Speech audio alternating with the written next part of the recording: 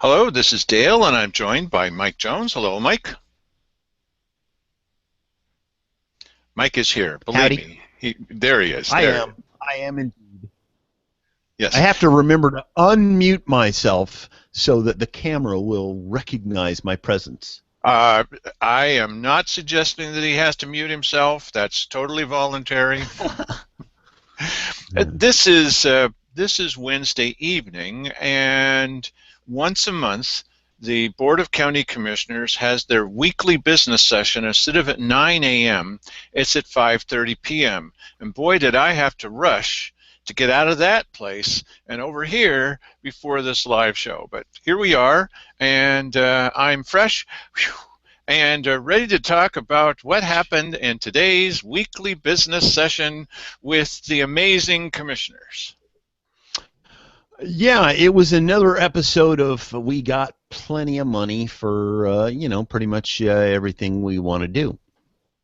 Absolutely. And as a matter of fact, Sandy Casanelli brought that up. What's this, every time you turn around, they've got more than enough money. Look, this is a reason to watch Peggy Goodwin. She's also known as Margaret Goodwin. Peggy Goodwin. Peggy Goodwin supposedly comes from the same kind of thinking that a lot of fiscally conservative people do in the county that say, hey, how are we able to afford everything? What do you mean it's in the budget? Peggy Goodwin has been appointed to the next budget committee. So while you see the budget fly on through past these people and they don't ask those questions, here is somebody that we hope will ask questions about the budget this time. Yeah, it is amazing that, and it's funny to watch the commissioner goes, oh, is that in the budget? Oh, yes, it's in the budget. Oh, wait a minute.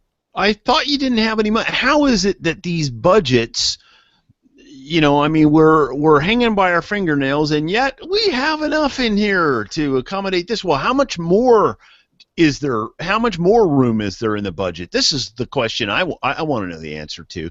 Just how much could you accommodate? Let's just see how big government could actually get here and still be in the budget. Well, one of the indicators of that, one of the prime indicators of that, is the budget overrun that happened with the Dimmick Tower. Now, the Dimmick Tower went over budget by over $100,000. Oh, don't worry about it. It's in the budget. Now, what kind of budget is this that can afford a $100,000 overage? Really? $100,000?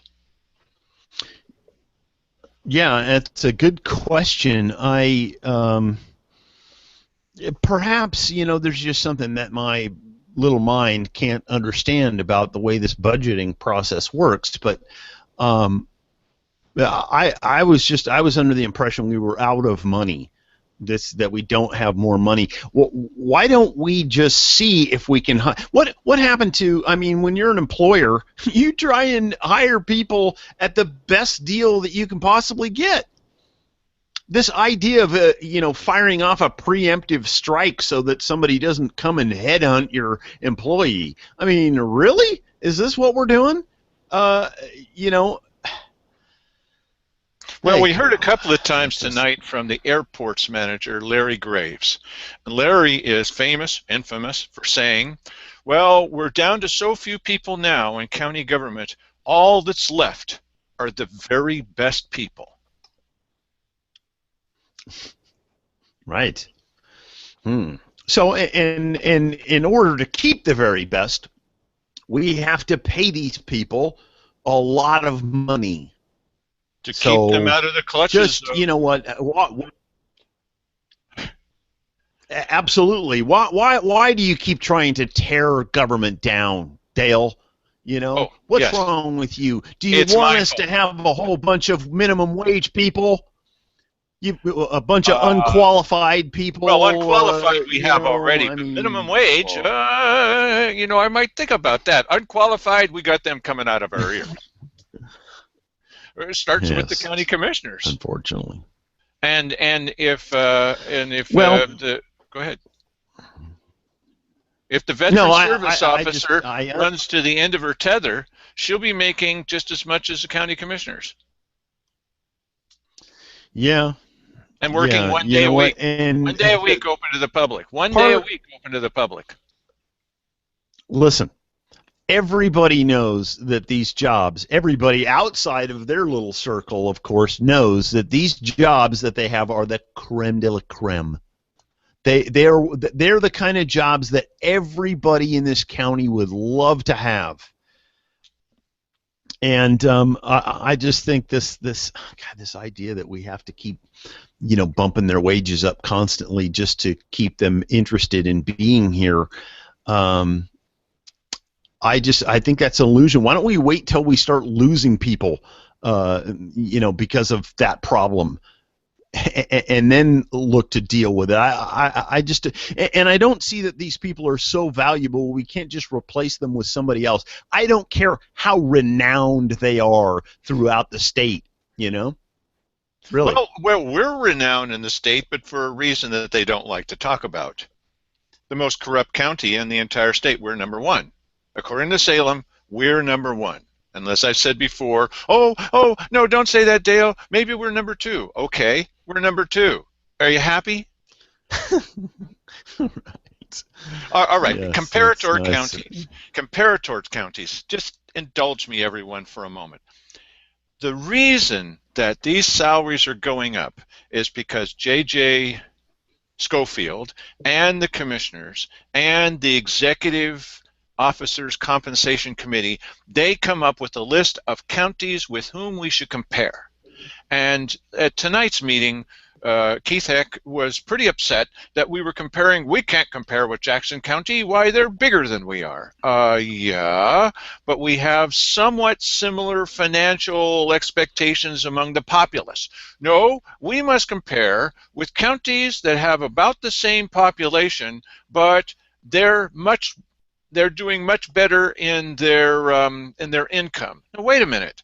For those who think, now, maybe there's something wrong with me. There certainly are a number of things wrong. Stop bringing that up. But isn't it possible that we could compare people that are in a similar, counties that are in a similar financial bind with us, or maybe income? Would you like compensation for our county employees, our public servants, to be based on some reality close to what you're making in the audience? Would that be nice? Well, they're not going to do that. No, they can't do that. They can't compare to Yeah. you. Go ahead. Well, that would be nice. I would kind of like it if public sector salaries were a little bit more in line with the private sector. But there's a problem here with this idea of having to adjust your salaries every time the neighboring county adjusts theirs. Is that you're chasing your tail? Listen, look, Josephine County, who's a much lesser county, just raised their rates on there. We have to raise ours too, and pretty soon, the salaries just keep going up and up and up and up and up. 5-tier pay increases for everybody. Like Lisa Shipley just sure, why not?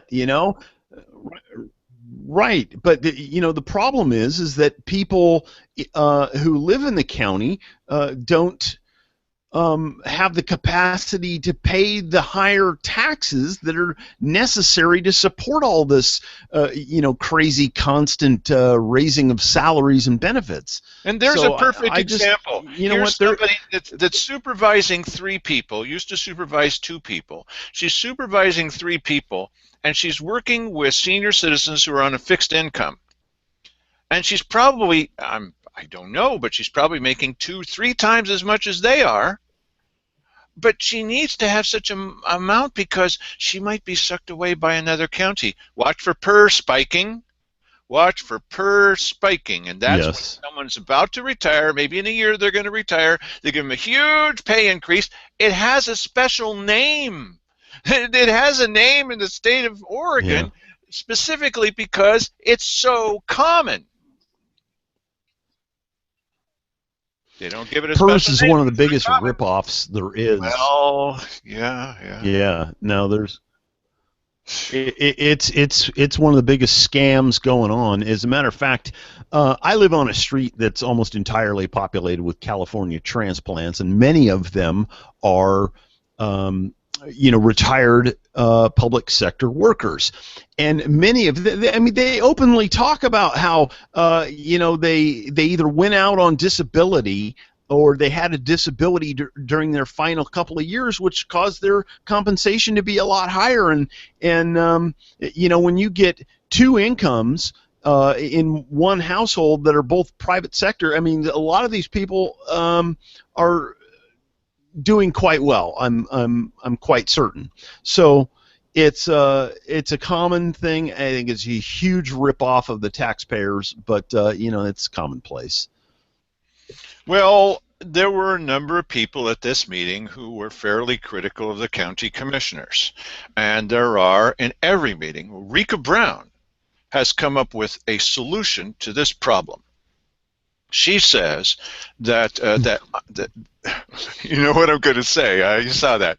She says that Yeah. Dale Matthews, she picked me out, is the most critical. And all that the commissioners would need to do, and let's open up our copy of the Constitution and the Bill of Rights. All the commissioners would have to do is stop me, Dale Matthews, from ever speaking Yes. again, and that'll so intimidate all critics of county government that they will stop getting up and criticizing. All they need to do is take me out Right. preemptively now. Did she not say that? Oh yeah, no, it's you know what, you are they're going to put you in the stocks and they're going to throw tomatoes at you, and this is going to be an example to everybody that you don't want to be like that guy. When I heard her saying that, I thought, wow, this is a kind of a view of what it might have been like under the Third Reich. Oh, Just man. uh, well, no, really, it's people like that who want to be the friend of the dictator. So what they do is they come up here and they're trying to throw the red meat out there, and they're hoping that the commissioners will finally crack down on you, and then they can feel kind of vindicated and like they were part of the one who put their boot heel on your neck too. Well, since we have not Crazy. heard recently from who's that guy that still thinks he was ahead of the Sandy Casanelli recall, but he wasn't. Actually, the person who was head of it was Dwight Ellis. But Ed Bowers. Still, they convinced him Ed that he was the Bowers, head. yeah. Now, he didn't really do that much, but he still thinks he was the head guy. Okay, okay. Since we've not been seeing Ed Bowers in a long time, I don't want to criticize him too much. He's probably ill or something. Okay, well, I mean physically ill. Come on, you guys. They're completing my jokes for me. There are three people who are the most laudatory of county government. Oh, they're the best ever. Why, I just can't believe how good they are. Why, that's Cheryl Walker. Okay, so that's Rika Brown. She's one of the people that gets up and says good things about them and bad things about critics of county government. Why, you Hmm. can't criticize don't you realize that you were being critical of your government? Hey, be careful, because all your rights will be cut off soon. We're going to use you as an example to teach everybody else that if they even look at Yes. badcounty.com, that is a tragedy. Just looking at it, you need to look at what she said. Just looking at badcounty.com is a tragedy. So I blame you. You're the audience, and you've been looking at it. Another one is Larry Ford and his wife. Yeah. Oh man, if she were to get up every week and speak, you'd say, no, I'm not even going to say that. And then the third person that does it is this guy Charlie Chase. He's recently been jumping in. He went there tonight, but he's been jumping in too.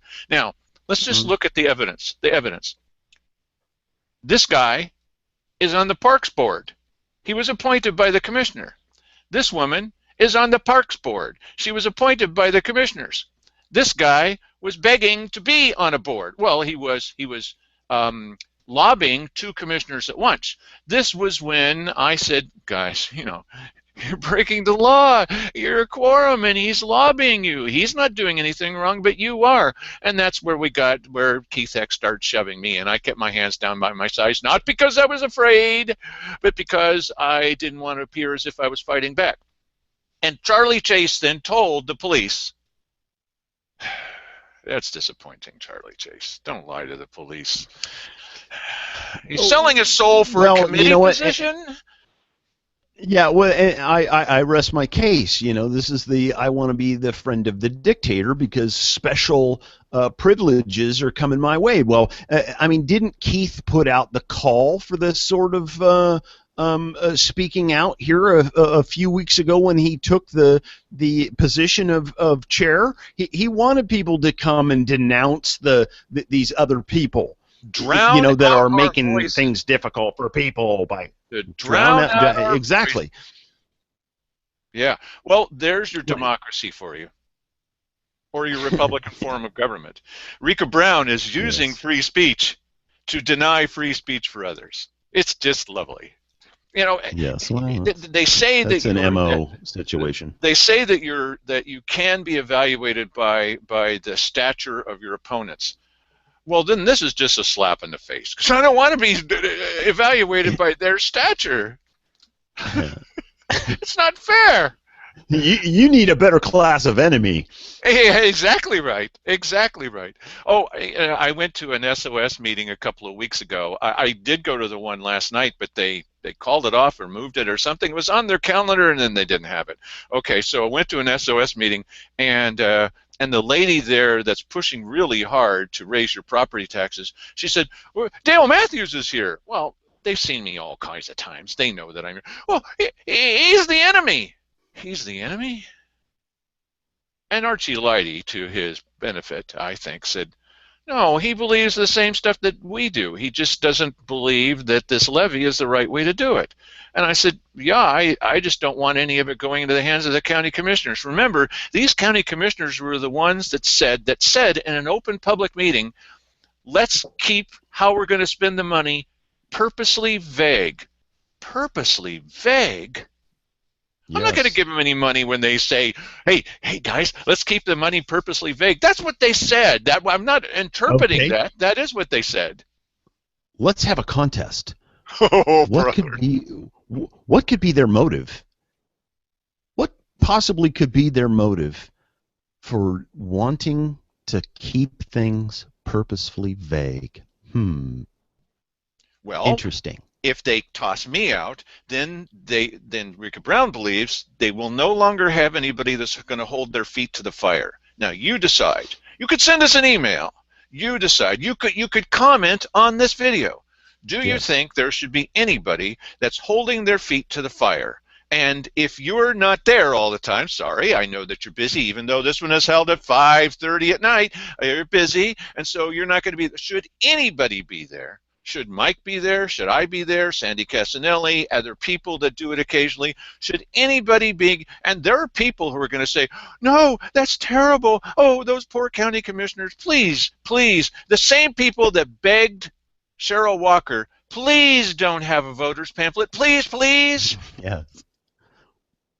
Well, you may notice that none of us show up at the weekly business session and lobby them or people at large to come and try to quash the voices of these people that want to lick the boots of government. I have stood up in We favor don't do of that Rika sort of Brown. thing. Many Uh, times, well, many times, 3 times, I've stood up in favor of Rika Brown having the ability to speak. Specifically, Rika.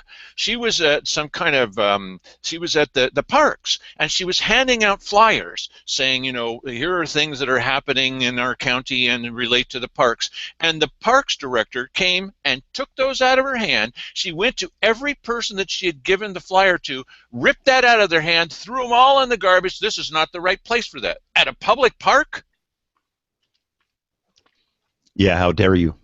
Well, I stood up in favor of Rika, not because I think Rika is wound correctly, but because all citizens should have the right to petition their government, to talk about what's happening, free assembly. I don't know where those words come from, Mike. Yes, and you'll get no such reciprocation from her. Used to. We used to, but then she was trying to get appointed to that damn board. See?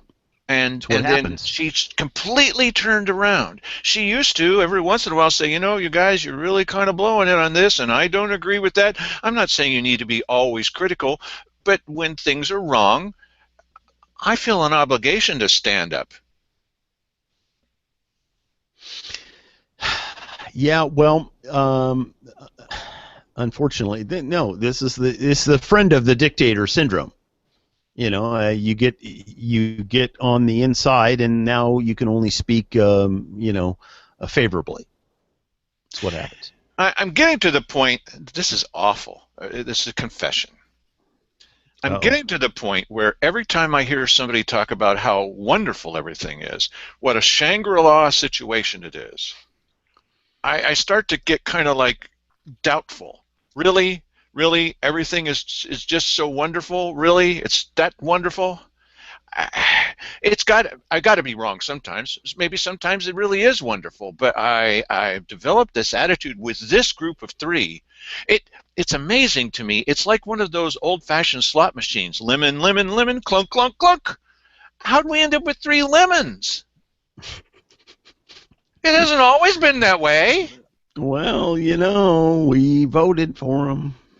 I said the other day when we had Scott Chansey on, thank God for Scott Chansey, because I can say good things about a county employee. The guy is doing it, and he's got a deserved state reputation.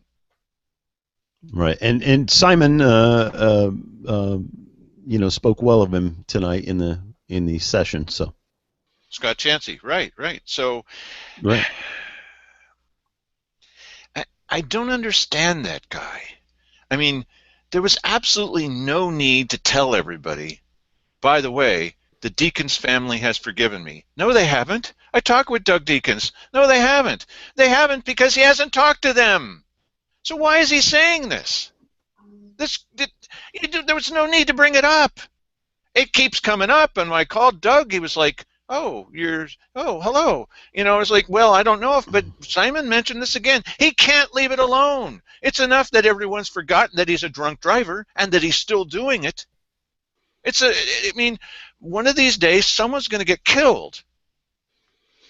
Yeah, it's an unfortunate thing, but I'll tell you, I don't know. It seems like he's kind of moved on from that whole situation. He's back to his gift of gab and going on at great lengths at the business session, and yeah, he's back in the groove. People were kind of laughing about that in the back. They were saying, "Oh, this guy loves to hear himself talk."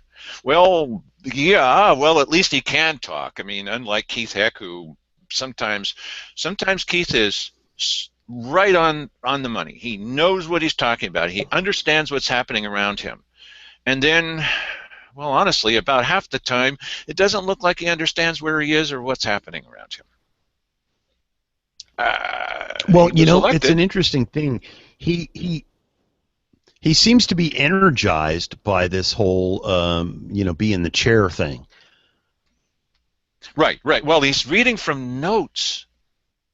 And no kidding, it's easier to keep track of what's going to happen next. If you look down, number 3 on the note, be sure to thank everybody for attending or whatever, So, yeah, he seems to be on top of it. And then there are other times where, like the other day when he didn't understand what Wally Hicks was saying, the legal counsel, he did not understand this thing about one example of what he didn't understand is when this marijuana ordinance thing, when it came to be discussed, Simon Hare says, well, I will put forward a motion to take a vote on it just because I want to get the chance to talk.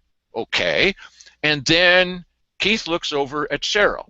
Now, this is an inside baseball for you guys. You know what I'm talking about. He looks to Cheryl, and Cheryl says, no, I'm not going to second that. She's not going to second that. So what should Keith do? What should Keith do? You all know the answer. Don't second it, Keith, and then you can still talk, but then the thing dies for lack of a second. So what did Keith do? Oh, I'll second it. And the people in the audience are going, oh, and what? What? He didn't understand. It would have died for lack of a second, Keith. Well, okay, so, oh, but that's government. Not everybody understands government. What is this guy? A ham sandwich? He's in the government. He ran saying, I know what I'm doing. Well, no, he doesn't. Half the time, he really doesn't know what he's doing. So you can say, well, let's not blame the guy. He's doing the best that he can. You could do the best that you can in that office as well and not understand what's happening around you and probably be more awake. Well, what else did you see at the meeting today? Well, I saw.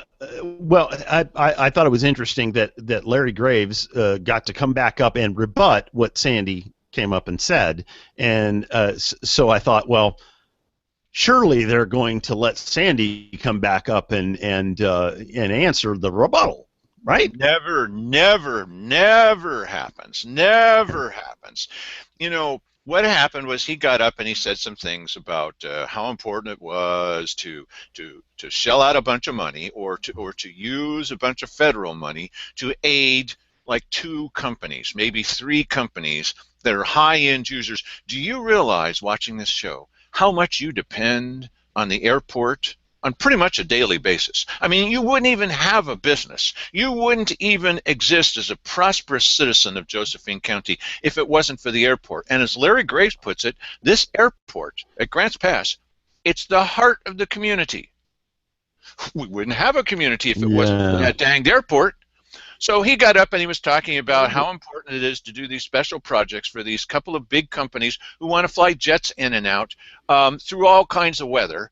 And Sandy Casanelli got up and she says, listen, the same guys are getting this contract that got the last contract, and it seems like their numbers are a little high, and I think that they're overcharging us for these things, and etc. Well, Larry Graves wanted to get up and rebut that. And we've seen this from this board before, where they would let people come up. In fact, I came up one time and I said, are you sure you don't want to let this guy go first? Because, you know, maybe you want to sandwich every public comment between the comments of the department chair for that thing so that they can get up here and tell you, oh, let me clarify. Whenever the commission, oh, I'm on a roll, sorry. Whenever the commissioners say, I want to clarify, get prepared for a big rat, a big, well, let's see. Wait a minute. If fortify means a large fort, then ratify means a large rat. They're going to clarify. Yeah, they're going to pull the wool down over your eyes. Anytime they say, I just want to clarify that statement, and he got up and he actually said, well, Miss Casanelli should know, but hey, if you're going to be given your extra time, are you really going to start off by denigrating a citizen? She's supposedly your boss. Or better than that, Larry Graves, maybe what you can do is you can start cursing at her like you did at that guy that had the problem with the amount of money that he was paying. I'm going to F you and F you, and I'm going to F you and F you and this F and that F. And I said that at a meeting, and Keith said, I will not allow you to speak in such terms. F? Which is worse, me saying F or him saying the real word? This is your Larry Graves, buddy. Yeah. Yeah, you know what? I don't know. This is standard operating procedure, though. That you know, they get to answer after each time that you say something, and you don't have any opportunity to rebut until the following week. I said something by that time walking we've back to all my moved on chair. to something else. I said something walking back to my chair, and Keith Eck jumped on me for that. But see, they do this kind of stuff too, but it's not allowed among citizens. See, I personally think the big problem here is they've just got their priorities upside down. I believe that you agree with me, Mike. Their priorities are, look, we're the high and mighty commissioners. We're the commissioners of middle of nowhere Oregon. Come on now, and pay us this respect. And you must demand respect. As Rika, you must demand respect from the people, or they're not going to respect you. Look, if you've got to demand respect, you don't have any respect, bud. Yeah, right, exactly. Yeah, I mean, I would think people, if they respect you, they respect you. But if you're demanding respect, then yeah, no, I get what you're saying. It seemed odd to me.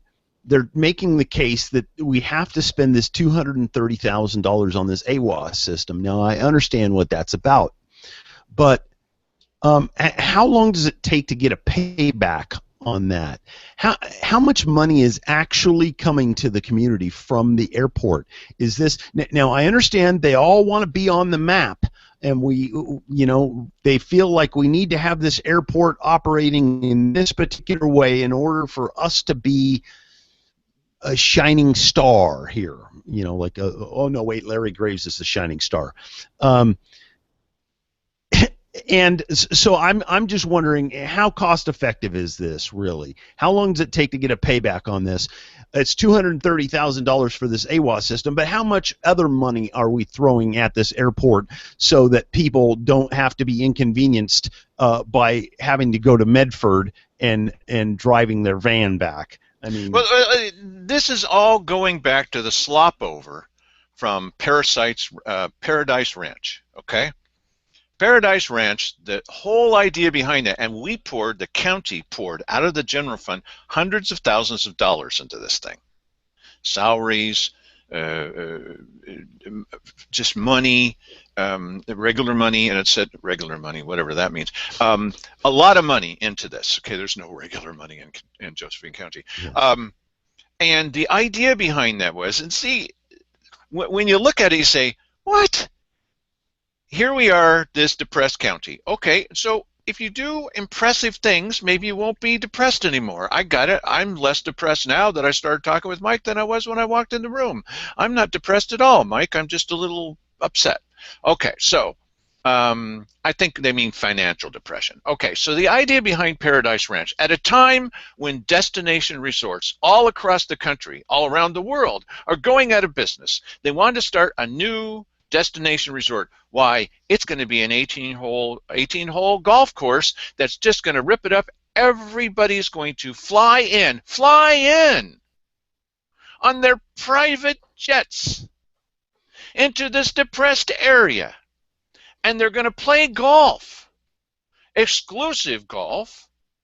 Well, you don't have people like us hanging around. You have a Rotary type membership where it's secret. It's a secret society where they can have their secret meetings and secret handshakes and secret golf stuff.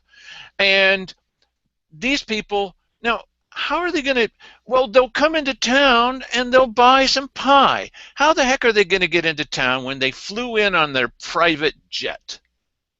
Right?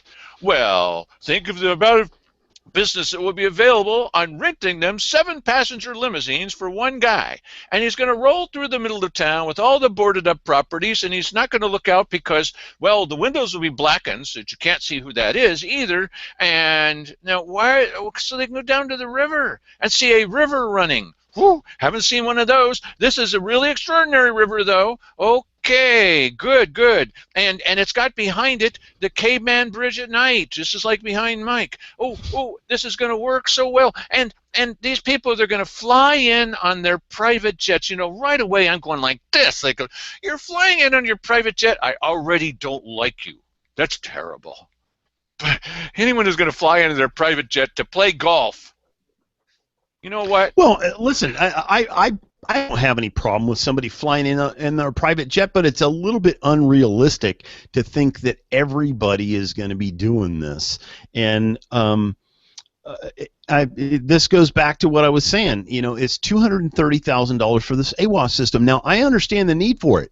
I had a plane out there at the airport, and I know what it's like during this time of year to try and go out there and do some flying. You can't. You can take off, no problem. Try getting back down. because when you're taking off from the ground, you know that you're on the ground, and you go up through the fog. Hey, no problem. It's nice and sunny up here. You come back around, try and put yourself back on the ground. It's a different story. Well, how many people do we have in our county? I don't know. I think it's in the county. It's what 85 to 84,000. Okay, yeah, something like. so think of the dozens of people, of the dozen people that are going to be inconvenienced by not having the ability to land their private jet at the Grants Pass Airport anytime they want to. Why? That's going to destroy our economy. Yeah, I mean, this is the point I'm making, is that I think that, listen, I don't have any problem with the idea of putting this system in. I think it's a good thing. But number one, do we have the money, and where's the payoff? Are we doing things where we seem to be doing a lot of things for acclaim? We want to be well known throughout the state because we have a system where you can land at our airport in the fog. Now, that also requires that special equipment is on the aircraft, and many of these private aircraft are not going to have that type of equipment. This is only going to be. This is not for you as an aircraft owner that lives in Grants Pass. Yes. The perfect indicator is what's happening out at the IV airport. Now, why are we going to bat for these guys? Well, let's see. Let's think about it. There's a rule in journalism: follow the money. And who was this guy, Mike, in relationship to Simon Hare, who was doing most of the pushing? Who is he? He's a major contributor. That's who he is.